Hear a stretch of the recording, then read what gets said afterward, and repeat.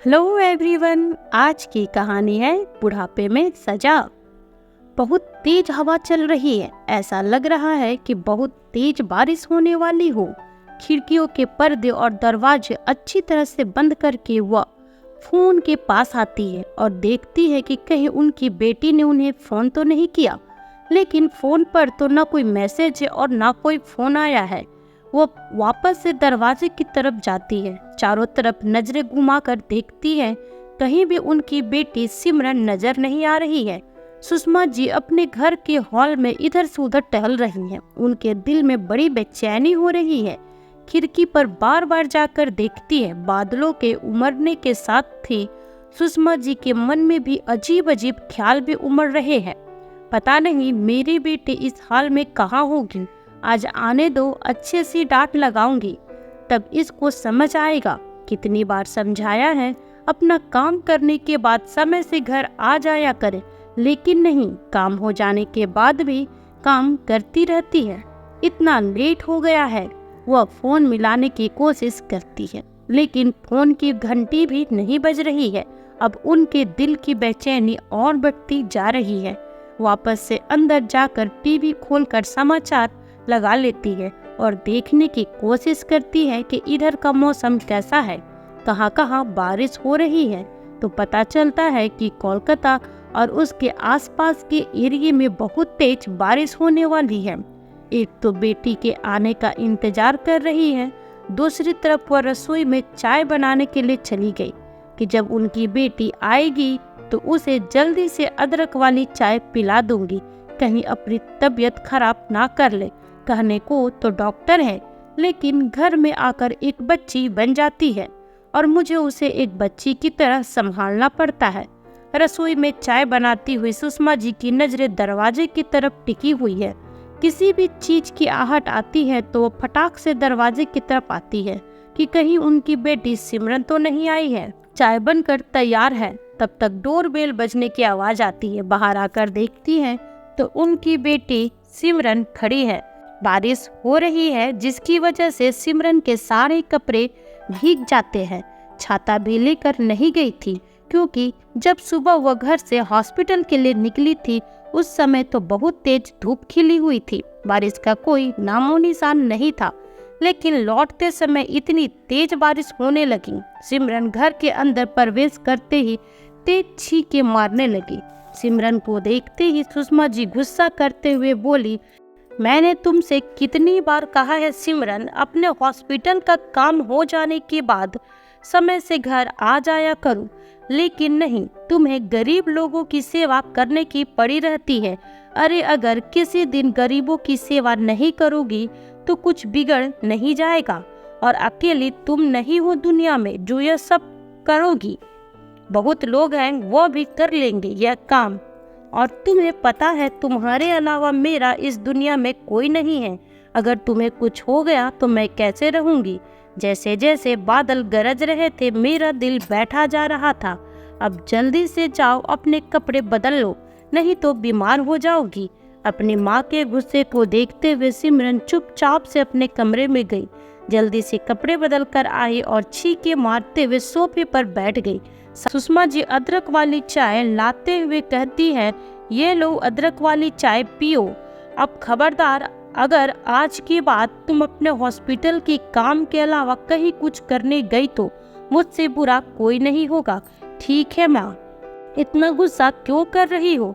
अब नहीं जाऊंगी। हाँ, हर बार यही कहती हो और चली जाती हो। मेरी बात को तो तुम समझती ही नहीं हो।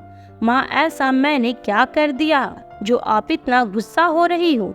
अब मौसम का मुझे नहीं पता था कि इतना बिगड़ जाएगा, और यह काम करने में तो हर गुरुवार को जाती हूँ, तो आज भी गई थी। अब मुझे क्या पता था कि बारिश होने लगेगी।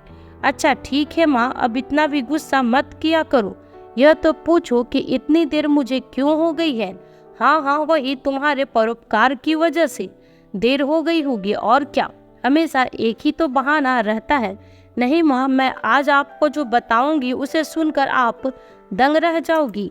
आज जब मैं अस्पताल से अपने काम पूरा करने के बाद घर के लिए आ रही थी तो हॉस्पिटल से थोड़ी दूरी पर बहुत सारी भीड़ इकट्ठी थी। मुझे लगा रोड के पास किसी का एक्सीडेंट हुआ है, इसीलिए सभी लोगों ने भीड़ लगा रखी है। मैं एक डॉक्टर हूँ, इसलिए भागे भागे उधर गई कि शायद किसी को मेरी ज़रूरत हो। जल्दी से उसे अपने पास के हॉस्पिटल में एडमिट करा दूंगी। नज़दीक जाकर देखा तो एक बूढ़ी अम्मा जी बेहोशी के हालत में सड़क के किनारे लेटी हुई है। चारों तरफ लोग खड़े हुए हैं और तरह तरह की बातें कर रहे हैं। पता नहीं यह अम्मा कौन है। उन्हीं में से एक आदमी कहता है, हाँ, मैंने कल भी इनको इधर अस्पताल के आसपास टहलते हुए देखा था। कुछ लोगों से खाने पीने का सामान भी मांग रही थी और आज पता नहीं कैसे यह अचानक से बेहोश हो गई। पता नहीं कहाँ कहाँ से आ जाते हैं। एक और आदमी उनमें से बोला और अपनी गाड़ी स्टार्ट करके चला गया। सिमरन बूढ़ी अम्मा के पास गई और उनके ऊपर पानी के छींटे मारने लगी। पानी के छींटे मारने के बाद वह बूढ़ी अम्मा होश में आई।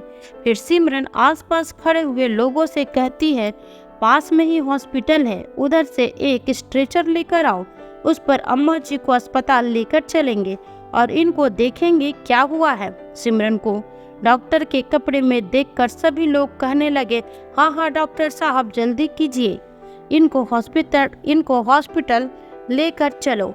पता नहीं इन बूढ़ी अम्मा को क्या हो गया है। 2 दिन से तो इधर ही घूम रही है, आज अचानक से पता नहीं क्यों बेहोश होकर गिर पड़ी।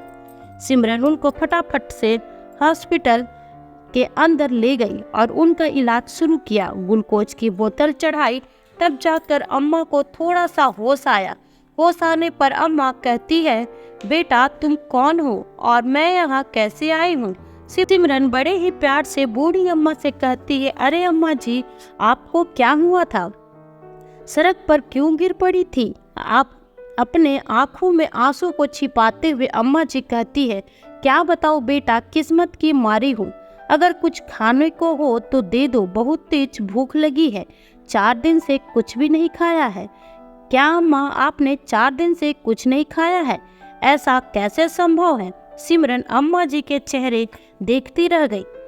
फटाफट से पास की दुकान से जूस और फल मंगाती है और अम्मा जी को खिलाती है। अम्मा जी, अभी आप कहीं भी जाने की हालात में नहीं हैं। 2 दिन तक अस्पताल में एडमिट रहिए। आपके शरीर में बहुत कमजोरी आ गई है। जब तक आप पूरी तरीके से ठीक नहीं हो जाती, तब तक आपको कहीं जाने की जरूरत नहीं है। और हाँ, आप मुझे अपने घर का पता दे दीजिए और अपने बच्चों का फ़ोन नंबर दे दीजिए। मैं उन्हें फ़ोन करके बता दूंगी, जिससे आपके पास कोई तो आ जाएगा। अपने घर वालों और बच्चों की बात सुनते ही अम्मा जी के चेहरे पर एक सिकंसी आ गई। उनका चेहरा मुरझा गया। दबी आवाज में कहती है, आज बच्चों की वजह से ही मैं इस हालत में पहुंची हूँ। 4 दिन से भूखी हूँ। सिमरन अम्मा जी की बात को ठीक से सुन नहीं पाती है और कहती है, क्या कहा अम्मा जी? मैंने सुना नहीं। आपको अपने घर का फ़ोन नंबर याद होगा तो मुझे बता दो। नहीं बेटा, मुझे किसी का भी फ़ोन नंबर याद नहीं। बुढ़ापे पर तो कल की बात याद नहीं रहती। इतना बड़ा फ़ोन नंबर याद करना मेरे बस का नहीं है। सिमरन खिड़की से बाहर की तरफ देखती है तो अंधेरा होने को है और बहुत तेज हवा चल रही है। चारों तरफ से बादल घिर आए हैं। ऐसा लग रहा कि आज बहुत तेज आंधी तूफान आने वाला है। अम्मा जी को अस्पताल में यह कहकर फटाफट से घर के लिए निकल पड़ती है कि अम्मा, मैं कल फिर आऊंगी। तब तक आप इधर आराम से रहिए। और भी सभी लोग हैं आपकी देखभाल करने के लिए। इतना कहकर सिमरन ऑटो लेकर घर के लिए निकल पड़ती है। ऑटो सिमरन के घर से थोड़ी दूर पर रुकता है। गली बहुत संकीर्ण है, जहां पर ऑटो नहीं जा सकता। उधर से सिमरन को पैदल आना पड़ता है, जिसकी वजह से उसके कपड़े गीले हो गए और सर्दी जुकाम हो गया। बस माँ, इसीलिए आज मैं इतना लेट हो गई थी। सोफे पर बैठी हुई सिमरन अपनी माँ को अपनी कहानी सुनाती हुई कहती है। चिंतित होते हुए सुषमा जी कहती है, बहुत अच्छा किया बेटा तुमने जो उन बूढ़ी अम्मा को अस्पताल में एडमिट करा दिया। मुझे तो भरोसा ही नहीं होता आज के समय पर ऐसे लोग हैं जो अपने बूढ़े माता पिता के साथ ऐसा व्यवहार करते हैं, उन्हें भूखा रखते हैं, 4-4 दिन खाने के लिए भी नहीं देते। मुझे बूढ़ी अम्मा की बड़ी चिंता हो रही है। वह बिना खाए 4 दिन तक कैसे रही होंगी। बेटा, तुम कल बूढ़ी अम्मा के घर का पता पूछकर उन्हें वापस से उनके बच्चों के पास भेज देना। ऐसे अकेले घूमती घूमती कहीं गुम न हो जाए। बुढ़ापे पर याददाश्त भी कमजोर हो जाती है। ठीक है माँ, मैं जरूर उनको उनके घर तक भेज दूंगी, आप चिंता ना करो। ओ माँ, आपके सवालों के जवाब देने के चक्कर में मेरी चाय पूरी तरह से ठंडी हो गई है। दोबारा इसको गर्म कर दो। मेरे गले में दर्द होने लगा है और मेरे गले का दर्द आपकी अदरक वाली चाय से ही जाता है, आपको तो अच्छी तरह से पता है। हाँ हाँ, अभी जाती हूँ, तुम्हारी चाय गर्म करके लाती हूँ। चाय के साथ कहो तो काढ़ा भी बना देती हूँ। नहीं माँ, काढ़ा नहीं पीऊंगी, वह काढ़ा नहीं, जहर है। से अच्छा तो मैं अपनी दवाई खा लूँ। सुषमा जी रसोई में चाय गर्म करने के लिए चली जाती है। तभी उनकी दोनों बड़ी बेटियों का फोन आता है और चिंतित होकर पूछती है, माँ सिमरन आ गई है?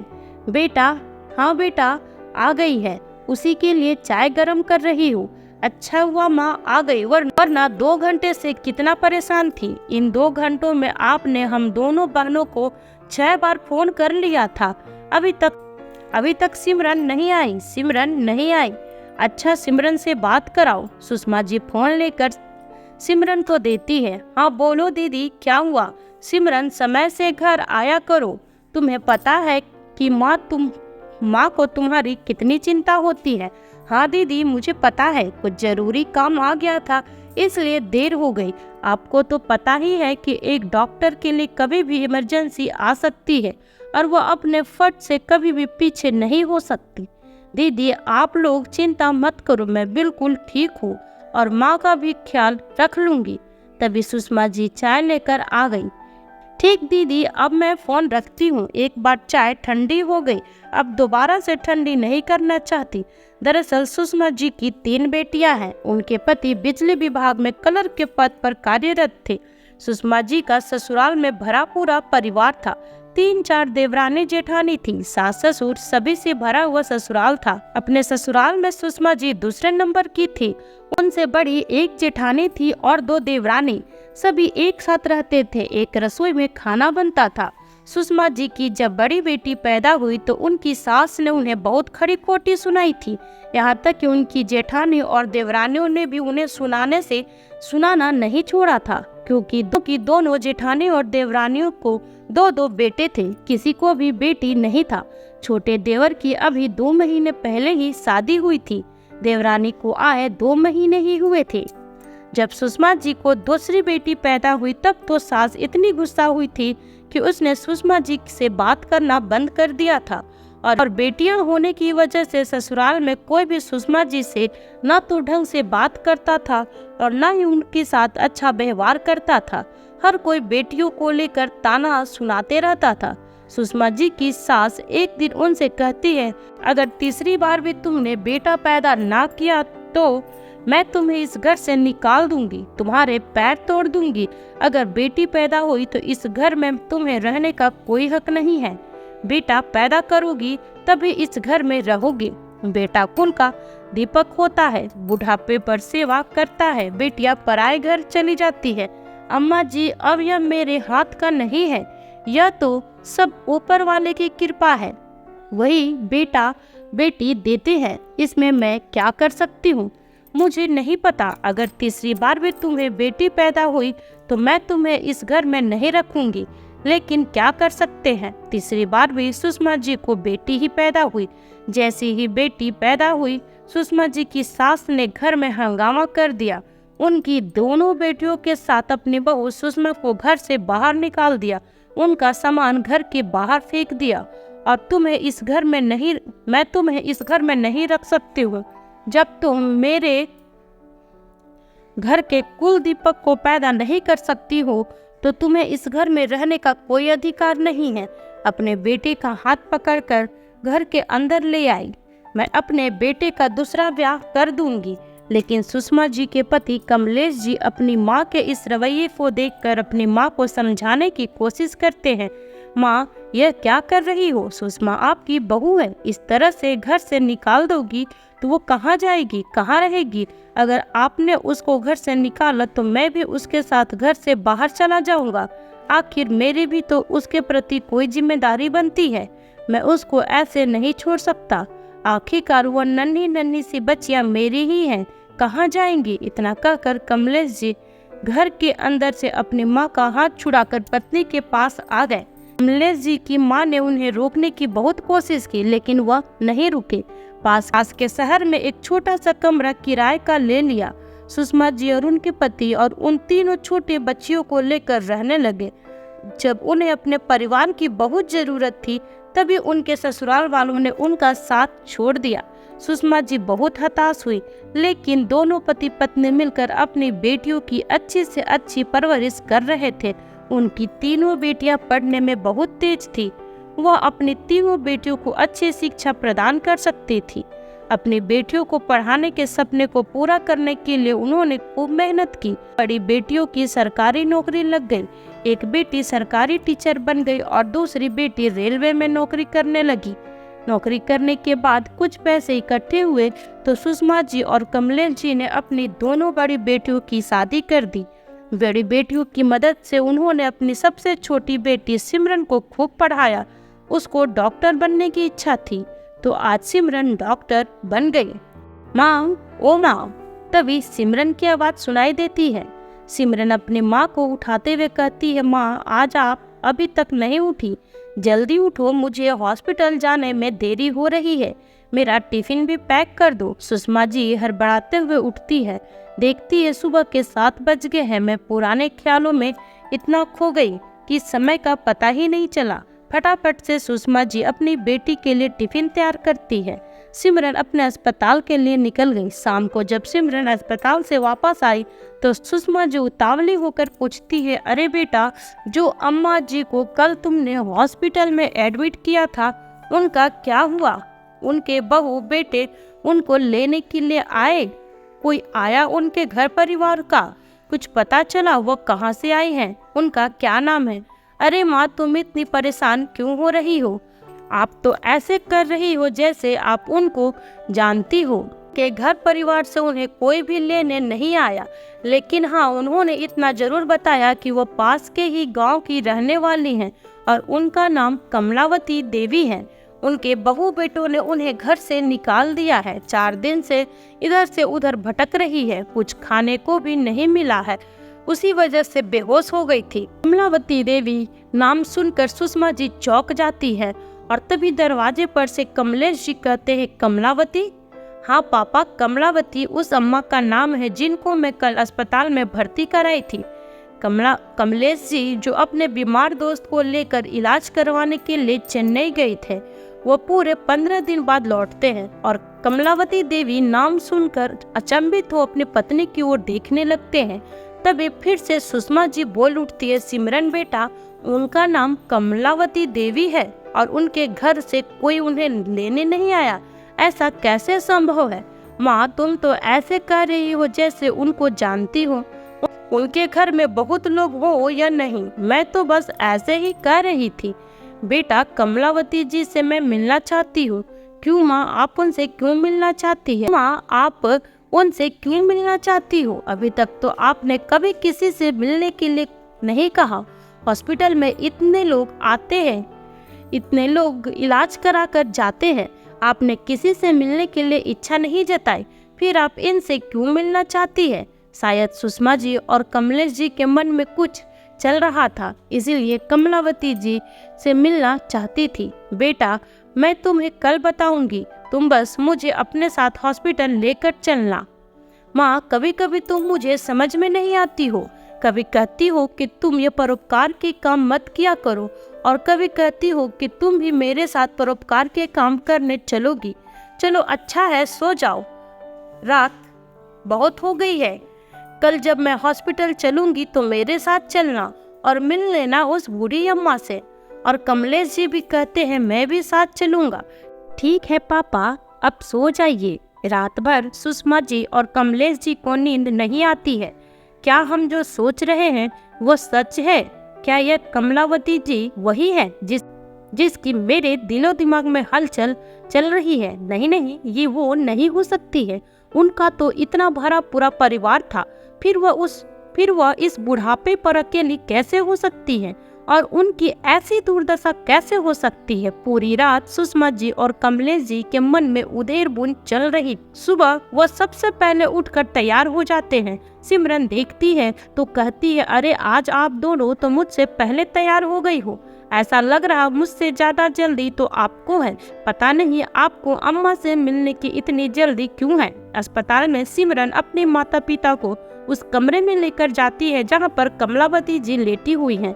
उन्होंने अपने ऊपर चादर डाला है। सिमरन आवाज देती है, अम्मा, ओ अम्मा, देखो आपसे मिलने मेरे माँ और पापा आए हुए हैं। अपनी चादर को नीचे की तरफ खींचते हुए सिमरन का हाथ सहारा लेकर कमलावती जी दीवार से टिक कर बैठ जाती है। जैसे ही सुषमा जी और कमलेश जी की नजर कमलावती जी से और कमलावती जी की नजर उनसे मिलती है तो दोनों एक दूसरे को एकटक देखते रह जाते हैं।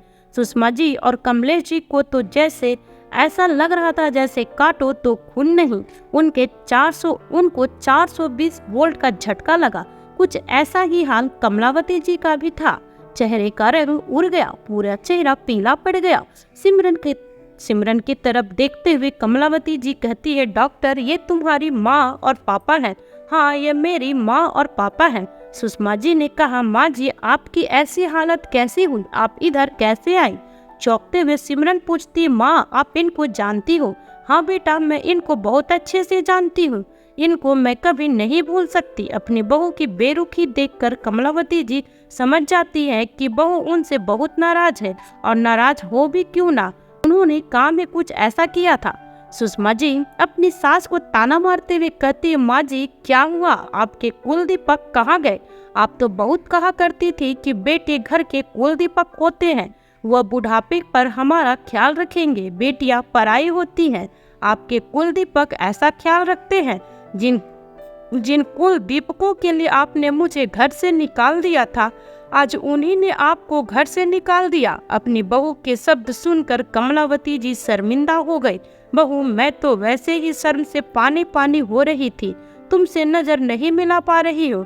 अब तुम मुझसे जो भी कहना चाहो कह सकती हो। मैं तुम्हारी गुनाहगार हूँ। मैं तुमसे माफी मांगने लायक भी नहीं हूँ। मैंने तुम्हारे साथ जो कुछ किया वो बहुत गलत था। मैं तो आज तुमसे नजरें भी नहीं मिला पा रही हूँ। मुझे मर जाने दो, मुझे जीने का कोई हक नहीं है। इतना कहकर कमलावती जी फूट फूट कर रोने लगती है। तभी चुपचाप सब बातें सुन रहे कमलेश जी अपनी माँ के पास आते हैं और अपनी माँ को गले से लगाकर रोने लगते हैं। ये क्या हालत हो गई माँ आपकी? उन लोगों की हिम्मत कैसे हुई आपके साथ ऐसा करने की?